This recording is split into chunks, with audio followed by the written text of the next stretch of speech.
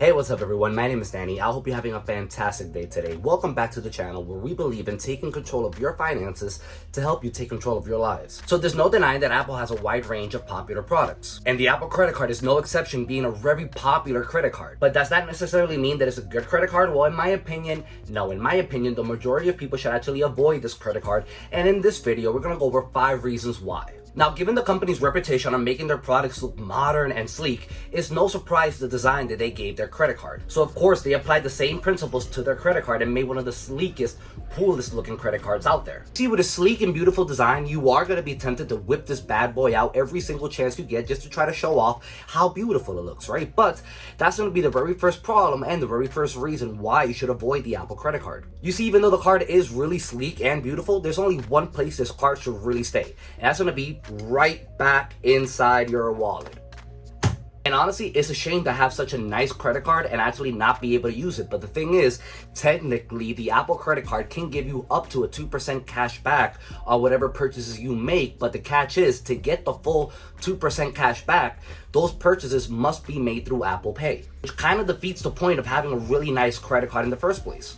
Because every time you do decide to whip this bad boy out of your wallet instead of using your Apple Pay, you're only going to be getting 1% cash back instead of 2%. Effectively losing money, or in other words, not maxing out how much money you can get in cash back by using a better cash back credit card, like for example, Citi's double cash back credit card or Chase Freedom Flex. Trust me, you guys, if you're getting this credit card solely because of its looks, because it looks like a premium credit card, let me tell you right now, looks can be deceiving. And Apple knows this. That's why this credit card has been designed to look the way it looks, making the credit card look and feel really premium while still offering very little cash back in return.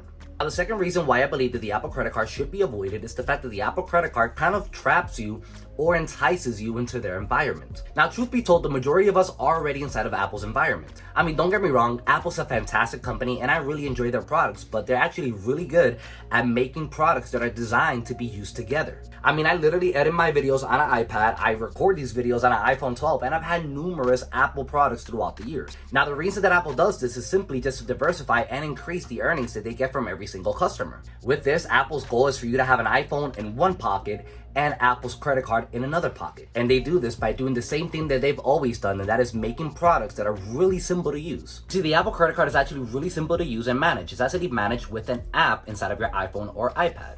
This app pretty much tracks everything, including your spending categories, how much money you're getting on cash back, all within an app that's pretty much already built into your iPhone. Now, don't get me wrong, the Apple credit card isn't the first company to ever do this. There are plenty of companies that actually have an app that lets you track all of your expenses and make payments and see whatever cash back. I mean, Citi's cash back credit card actually does the exact same thing, but since the app is already pre-built into your iPhone and you actually need an iPhone to actually have access to this app, my thought process is that Apple thinks, okay, one, they actually need to have an iPhone to actually have Apple Wallet. Well, since you do need an Apple device to be able to use this app and credit card, well, that could be seen as a method of actually preventing you from switching to a different company, making it much more likely that customers that have the Apple credit card continue to purchase Apple products down the road. And since the app actually makes it so easy for you to be able to track your expenses, see how much cash back you're getting, make your payments, so on and so on, you're much more likely to just continue to make this credit card your permanent credit card. But honestly, I wouldn't recommend this card to be anyone's primary card, considering there are much better credit cards out there that give you more cash back and better perks.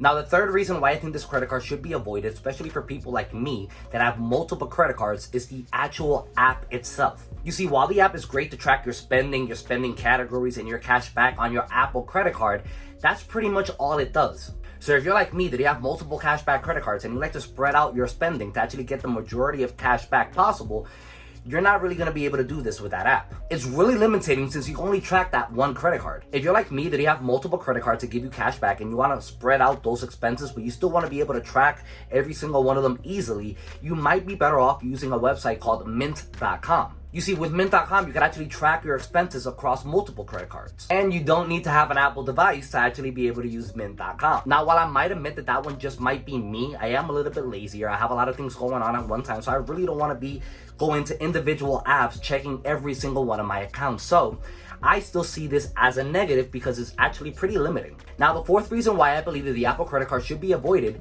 is due to the lack of a welcome bonus. Even though not having a welcome bonus really shouldn't be a deal breaker, When you take into consideration that so many different credit cards offer a competitive welcome bonus, well, we really got to take that into consideration. Just for argument's sake, let's go ahead and take the Apple credit card and compare it to another cashback credit card, such as the Chase Freedom Unlimited. With the Chase Freedom Unlimited, you're going to get a 1.5% cash back versus a 2% cash back with your Apple credit card, assuming that you're able to get the full 2% cash back because you're using Apple Pay.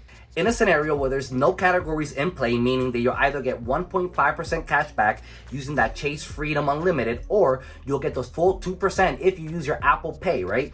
You might be tempted to use your Apple credit card since you say, hey, it's 2% versus 1.5%, right? But when you take into consideration the fact that the Chase Freedom Unlimited actually gives you a $200 sign-up bonus versus that Apple gives you a flat zero, and after a little bit of math, we come to the conclusion that you would have to spend $40,000 on the Apple credit card to earn an extra $200 cash back to make up for that 0.5% difference in cashback rates between these two cards. So pretty much you wouldn't see any benefits from picking the Apple credit card over the Chase Freedom Unlimited until you spend $40,000 on that credit card. $40,000 is a lot of money, you guys. $40,000 most likely is not going to be spent within 1 month. It's going to be spread out to most likely multiple years, which honestly is why I see the lack of a sign-up bonus a major disadvantage. I think this is a really smart way to think about sign-up bonuses when you're comparing one credit card to another credit card. If you have any opinions, any comments, you want to agree or disagree with me, let me know down below in the comments, and let me know what are your favorite cashback credit cards. Now, the fifth and final reason for this video why I believe that the Apple credit card should be avoided